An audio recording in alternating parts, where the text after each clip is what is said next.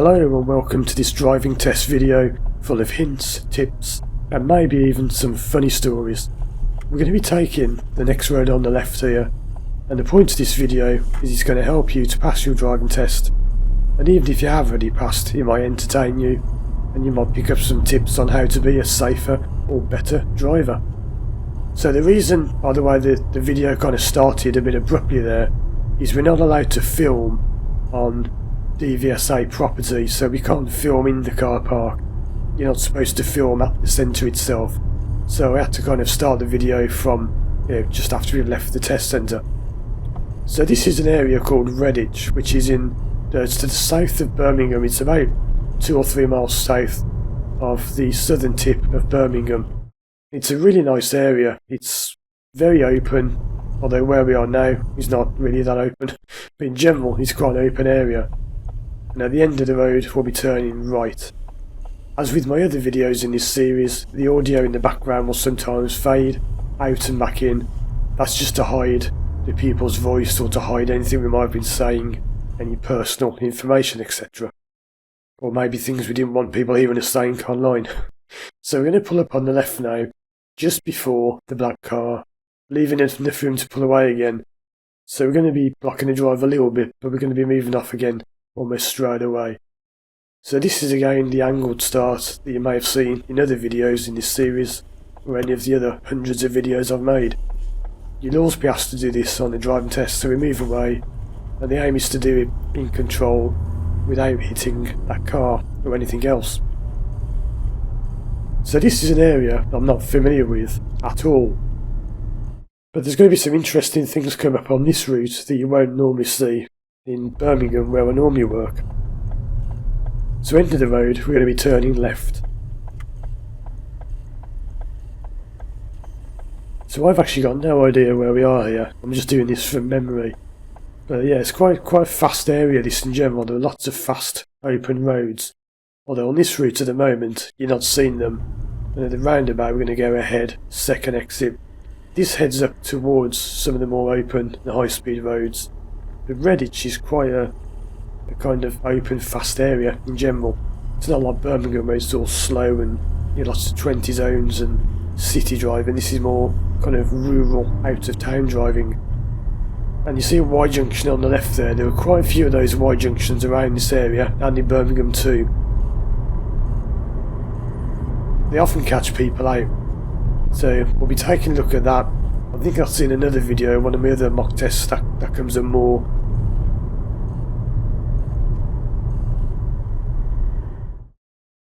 But for now, let's carry on with this test.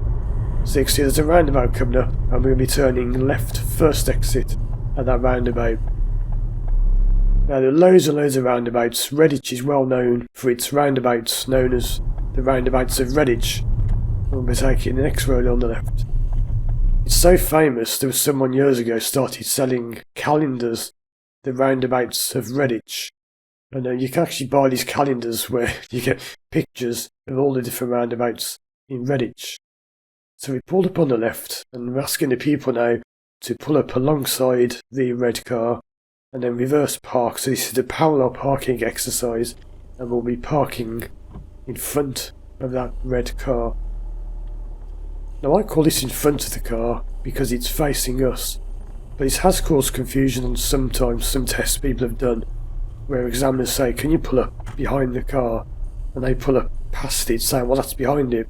And they say, no, I meant this side. I say, well that's in front because it's facing this way.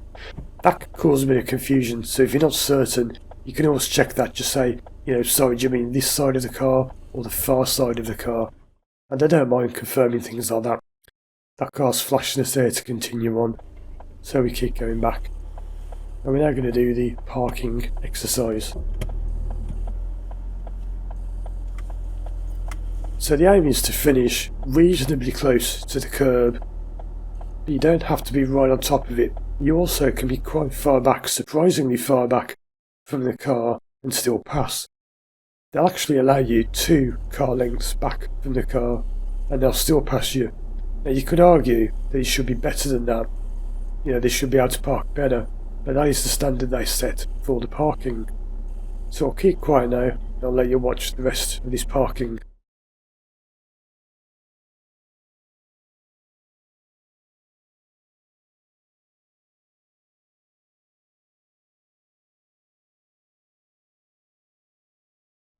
Okay, so the sound went off a bit there because the people was asking, as this person nearly gets run over, the people was asking, shall I start the whole manoeuvre again? And we're just saying, don't start the whole thing again, unless you really want to. Just correct it from where you are. So what do you think of the parking so far? Now I know it's a little bit hard to tell from just the cameras, it's not like being in the car, but let's see what happens here. The people's gone forward. And they're going to go into reverse. And which way would you steer? Are they going forwards more? Which way would you be steering now as you come back? Ideally, you'd be pointing some left to lock on, so turning the wheel left. Now this is just typical test nerves here. The people's not kind of, I don't want to say panicking, but they are kind of panicking in a way. Revving the engine a bit there. When you want to test, it's quite easy to panic and lose control. Spare a thought for people that are on tests, because it's easy to sit back and say, oh, yeah, they're doing it wrong, I'll be doing this, I'll be doing that. It's much, much easier to watch a video and point out all the faults that other people are making, rather than actually doing it yourself. When you're in the situation, that's what you call being associated. This is from my therapy work. You're associated when you're in a situation. When you're watching a video like this, it's what you call being disassociated. You're not in the environment, you're not in that situation. That's one way I work with people, to remove fear.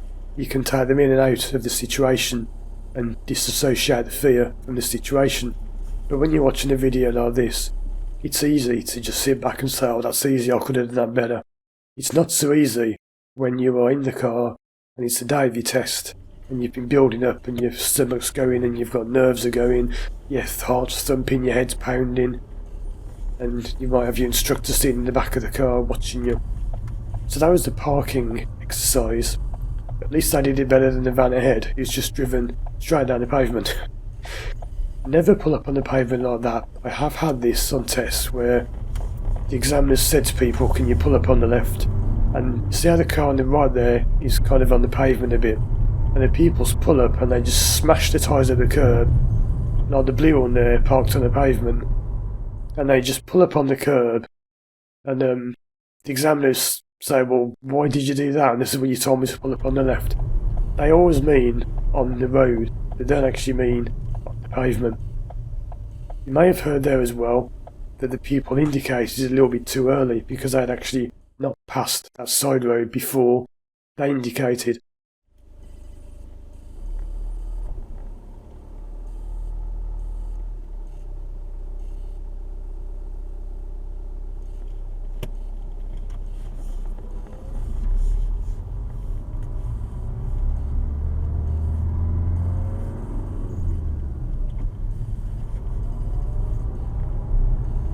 So we're still around the still housing area at the moment, and at the end of this road we're coming up to one of the Y junctions I mentioned earlier.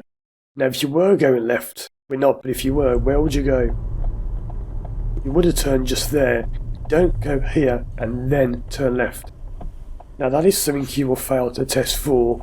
I've had one people, you were going right by the way, we're not going left, but if you were going left, you would not turn from where we just did, you would have gone down the other part. I've had one pupil who they let off with that. All the tests I've ever done, which is hundreds of tests, one person got away with it, and all the other people were failed for doing that. They were failed for going the wrong part of the through the wrong part of the Y junction. So we're turning right on this junction now, onto Salters Lane. We're going to be heading up this hill. Now you may know part of the requirement for passing the driving test is that you have to do a Hillstart. So that will be coming up later on, the people will be pulling up on a hill and then they'll have to move off again. I should also point out by the way, the speedo is on the left of the screen there. You see the number that's reading in the 20s at the moment. That is not 100% accurate, and it's not something you should go by. It's a rough guide, it's not connected to the car speedo. I'm going to pull up on the left now in a safe place. Several of these where the pupils asked to pull over and then move off again. You notice how there the speedo was saying 0 and the car was still moving. So it doesn't always work exactly like speedo, so please don't go by that. It's not 100% accurate. So the pupil's now been asked to follow the signs for Bromsgrove. This test route does not include sat-nav. It's going to be following road signs. So I'll be giving you the road signs as we go along. It's not as easy to see on video as it would be in real life. But which way is Bromsgrove? Yep, it's left, first exit. Going back to that thing I was saying about a speedo, you can't quite see them in the video, but there are buttons on that device. It's a little box that projects the speed into the windscreen. And you can actually press the arrows up and down and it changes what the speed says. So you can actually set it so it will be saying 100 at the moment. That's why it's not legally accurate. Yeah, this was filmed in a car. Not the car I normally use, this was another car. This is a slightly older Fiesta where you can't actually see the speedo from the passenger seat. So that's why I used to have that device there, the speedo on the windscreen. So which way is it at this roundabout? You may notice that I was distracting you by talking about the speedo. Now the examiners will not distract you to fail you. There are these theories that try and fail you to get more money, whatever. That's just nonsense. They do sometimes in a nice way try and distract you to see if you can drive distracted.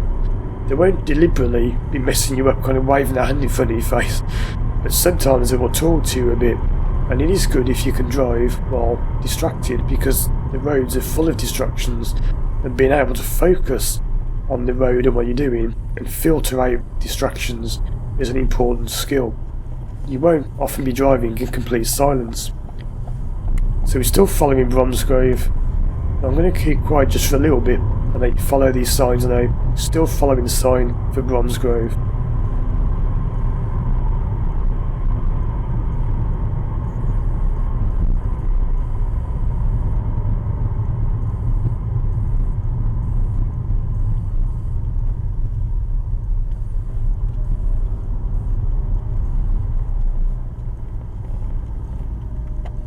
So you notice the positioning there for the people.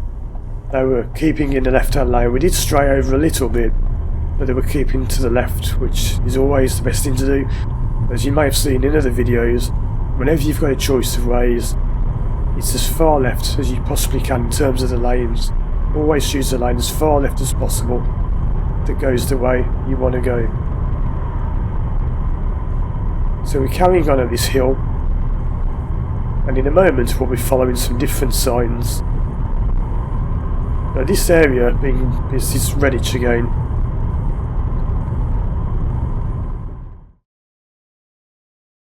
The next roundabout, we're going to be following the road ahead.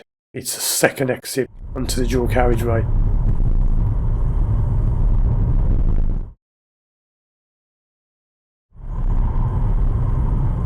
So it's ahead, second exit. And this can be quite a strange looking road compared to where I normally tell my pupils this is way out of that area. And I do this with people to see if they can really drive. I don't just do tests around the area that they know. I take them to areas they don't know and see what they can do. So what was that sign back there? That one with the black and white stripe, what's that mean? Yep, national speed limit. So what would the national speed limit be on a dual carriageway? Yep, for the car it's going to be 70 miles an hour. I have done other videos on my channel about dual carriageways. What makes a dual carriageway a dual carriageway? Well, simply, it's when there's a barrier separating two directions of travel. Now when we say barrier, a barrier does not have to be a steel or metal barrier like that one down the middle. A barrier is anything that stops you going past a certain point. So it can be grass, it could be a curb, any kind of barrier that stops you from passing through it.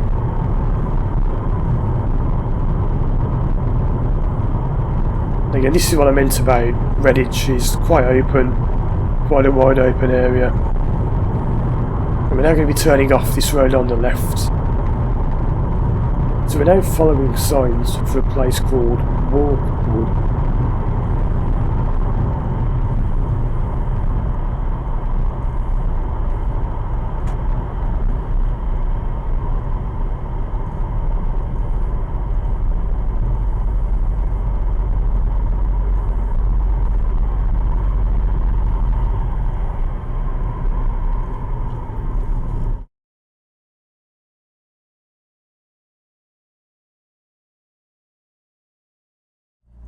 Now, did you spot the people do something there?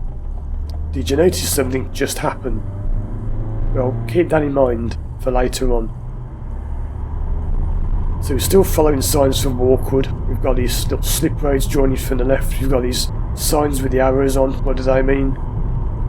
It means two-way traffic. It's because sometimes when you come off a one-way road, it's easy to be mistaken and to think that this is still one way and be driving on the wrong side. So the pupil's a bit uncertain here, as you can see, a bit shaken by what just happened there. What they're going to do now is actually really good. Watch what happens. We want to go ahead second exit, but what do? Now the pupil's saying to me, well, I've gone the wrong way. What do? And I'm just saying, well, do whatever you think you need to do. And they correctly go round and round and then come off the one that they wanted. That's what you should do. Now if you swerve around on the lanes, then you should be failed, because even if you check the mirrors, the signal, even if no one's around and what you do is safe, you fail for swerving over lanes to get people to not do that and to get them to choose the correct lane to begin with, or do what we did and go round and round the roundabout and then come off on the correct road.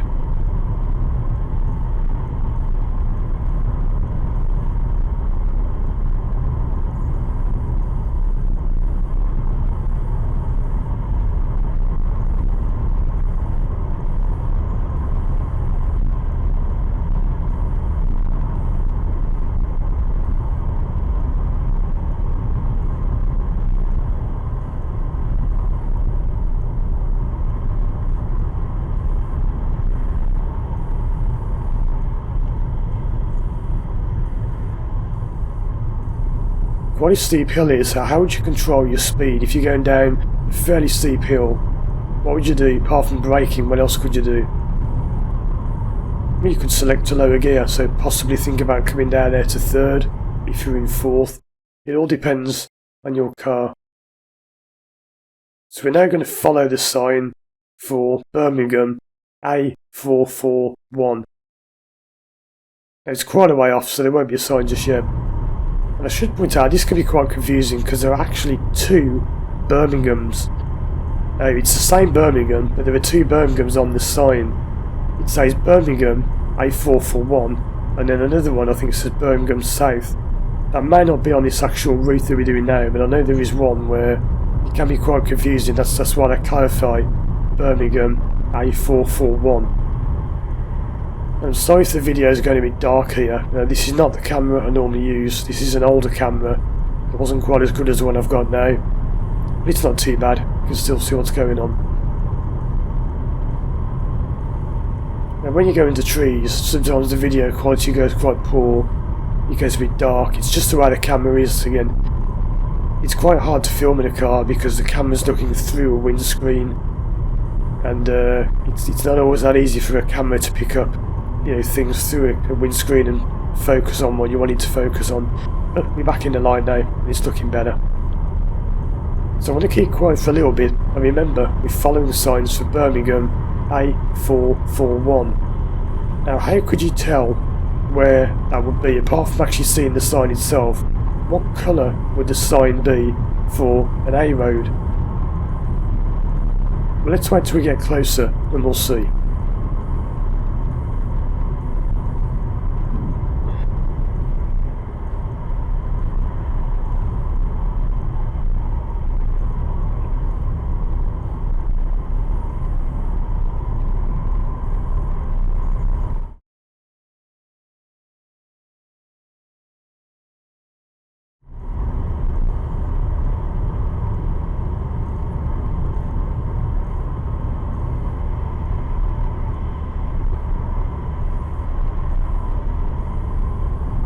So, what colour is a sign for Birmingham? Well, an A road is green, but that doesn't help here because there are so many A roads. Pretty much every direction you can go in is an A road. So you see the sign ahead there saying he's pointing down that road, so it's ahead, second exit. And the people was actually signaling to go left there, so we stepped in and said, it's not left, it's ahead, second exit. Now examiners can choose to do that or they can choose to sit back. It all depends on what's going on around you. If there's danger around you, then they will point out, it's not this way, you can't be signalling that way, or you can be, but you're supposed to be going the other way. It's not easy to explain how the test is marked. It's not as simple, not as black and white as you may think. Now, which way is Birmingham? No. So you see, it's second exit. Because when you drive, there are so many things that can happen like there. The people were slightly going into the other lane. But there's so many things that can happen. It isn't just as simple as if you do this you failed and if you do that you pass. Everything is taken into consideration. And it's all considered in the context of what was happening around you, how severe the fault was, whether it's an habitual fault or not. So if you keep doing it over and over, or if it's a one-off. The reason for you making the fault, there are so many things that go into marking a test. It's not as simple as people think. Now we're now heading towards the Cloverleaf. Now the Cloverleaf this is one of only two in the whole of the UK. I believe the other one is in Scotland. But what we're coming to now is actually 4 roundabouts stuck together. So it looks like the shape of a cloverleaf. Now you've seen me doing this in my nightmare worst ever driving test route video, where I was going round and round getting lost. And you will be seeing a pupil taking that test route on in this series. So we're carrying on now. This is the Cloverleaf. So on the left there's a road that goes round, and you see the road going over there on that bridge, and then there are more roads. You can't really see, for me it doesn't look like anything special, but when you drive this you're actually driving 4, they're not exactly roundabouts, they're more like 4 slip roads stuck together. So there's one there, there's another one here that's coming on, and if you look at this, I'll put a link in the description to this, and you'll actually see it looks like a cloverleaf from above. I believe there are more of these in America. It's quite a common thing in America, I've heard. I don't know if that's true or not. But we're now following the road along, and this is actually the part further on where there are 2 Birminghams, so I hope you'll be able to see this on the video. There's one that says Birmingham A441, and there's one that says Birmingham South. So have a look and just see which way it's going to be.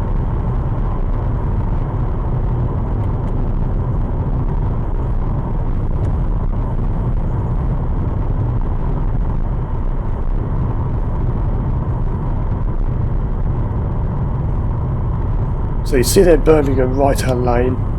The speed does come down quite abruptly here. It doesn't look it on the video perhaps, but it does come down quite quickly. You can't see from too far back. So we're now going to follow signs for A441 to a place called Riverside. So looking at this sign here, where's A441 Riverside?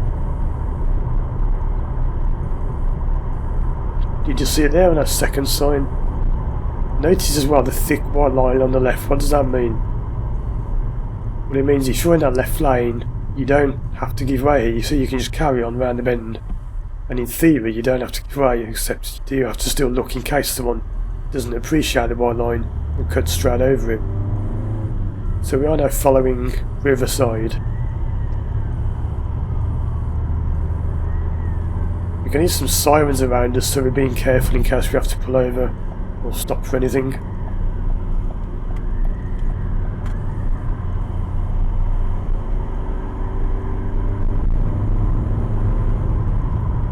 We're now not too far from the end of the test, believe it or not. So these test routes are full length ones. I know sometimes people say, well, these routes are too short.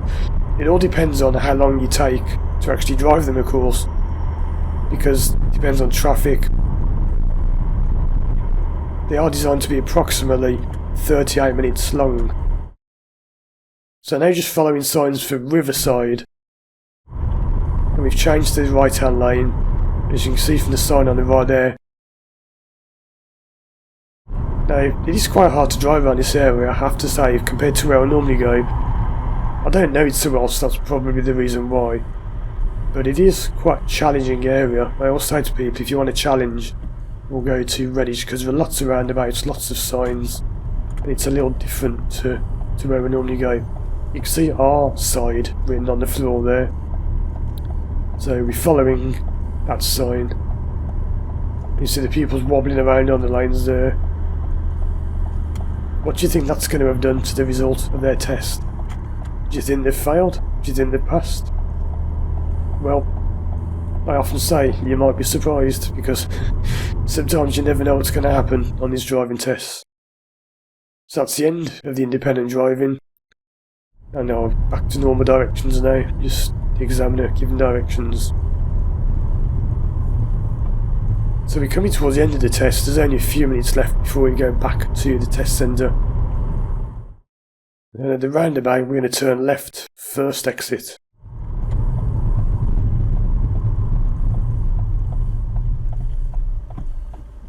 So again, this is when people's nerves start to go.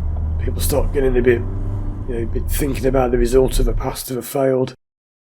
We're taking the next road on the right, where that bus just came from. But before you think about passing or failing, remember, it's not over until it's over. Now, here we're going to pull up on the left, and this is a very steep hill. It looks quite steep on the video, but it's a really, really steep hill. So let's just see what happens here.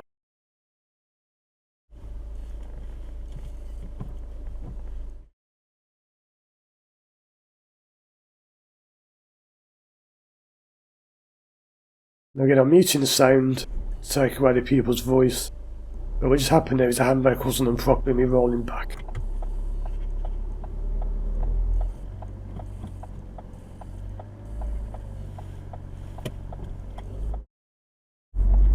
So off we go, we got moving there. That often causes people to fail, because lots of times people just cannot get the car moving. If you've been trained well, of course, it's easy to say, well, if you're trained well, you should be able to. It's not always that simple when you're on a test, as we were saying earlier. It's easier to sit back and watch a video, being disassociated from it. But when you're associated with it, when you're actually in the situation itself, it's much harder. So we come up to the end of the road, and at the end of the road we'll be turning right. So we're almost back at the centre now.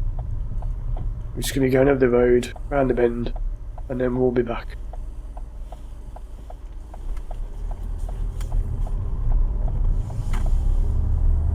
So this is just up from where we began, just up the hill. There's a lot of hills around this area, it's a very steep area. And just to make things even worse, we've got speed bumps on the hills. What's that lane on the left for there? Is it a little bike lane?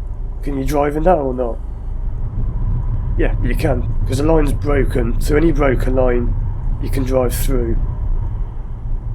That is assuming it was designed as a broken line. If it's a solid line that's been worn out by weather, then that doesn't apply. It's got to be a broken line that was intended as a broken line. So we're following this other learner, going up this long hill, over some more bumps. Not too picky about bumps, by the way. If you get them a little bit too bumpy, if you're slightly off centre of the bump, it's not a major problem, as long as you're not throwing the car up in the air.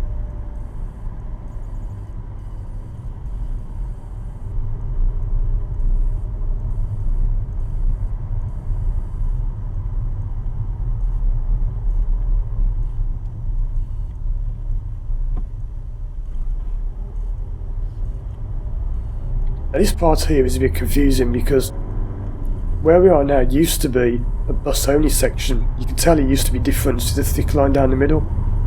There was a time, if you were driving down here, then you would have been committing an offence, because this was buses only. You see the markings on the floor, they were red. I've actually got a bit of a funny story I can tell you about that, to do with Redditch Council. I think it's Redditch Council, I don't know what, I think it's called Redditch Council, but I had a bit of a email tennis session with them about some incorrect markings on the floor there. And I might as well tell you this story now. What happened is back in Christmas 2015, I was going around here with the people, and it was just coming up to Christmas. It was a few days before one of the last lessons I was going to do, and we drove down that road, and it suddenly, without any warning whatsoever, just said, buses only. and there was a big camera like these cameras you can see on the post pointing down, and we drove through this thing, and I said to the people, surely we haven't just been fined for going down the bus only bit. And I emailed the council and said, what's going on here, because there were no warning signs at all. And they said, oh yeah, what happened is we did put a bus only bit in, but no one took any notice of it, so we decided to remove it. And they said, don't worry about it, don't let it ruin your Christmas, you're not going to get fined. And I emailed them back and I said, well, you know, I appreciate that, but I think the sign should be clearer. And I did get quite an abrupt answer saying, it actually said something like, oh well, I suppose we better go and redo them then, hadn't we? It was quite a sarcastic answer, considering it was from an official, you know, government source, whatever. And anyway, about 6 months later, I was going shopping around that area, and I thought, I'm going to go and see if they've done it. And do you know what they'd done? They'd actually repainted the bus's only part on the floor. They hadn't come and got rid of it, they'd actually repainted it. So I had to email the council again, and they said, oh whoops, we meant to remove them and we actually put them back in. So now they've actually removed them. So if ever you drive around Redditch and you go through that bus bit there, and that's all because of me. I'm actually the person who sorted that out when I got it all sorted out so that people can actually drive that way. It's what you call bus gate. I remember calling it a bus gate, and the person who emailed me sarcastically said, whatever a bus gate is, we'll sort it out. Anyway, let's get back to this. That was the people sounding the horn there for the show me question. What would the result of that test be? That test result was a fail. There were 3 reasons the people failed. There were the lanes on the roundabout, because they were straying over the lanes too much. They were straying to the right on a couple of roundabouts.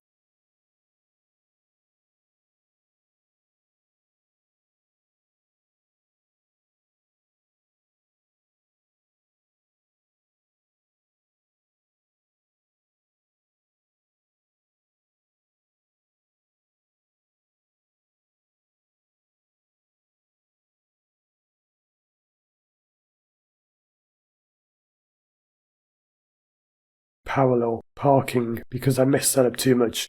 They were too wide.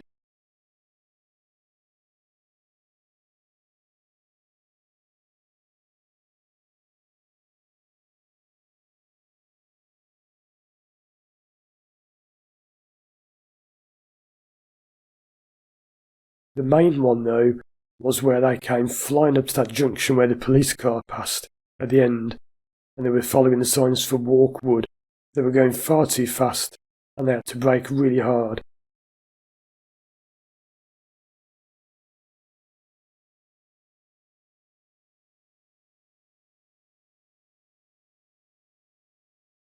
So that will be classed as a fail. Thanks for watching. Check out these other videos on the screen now, and as always, I'll see you again soon for more videos.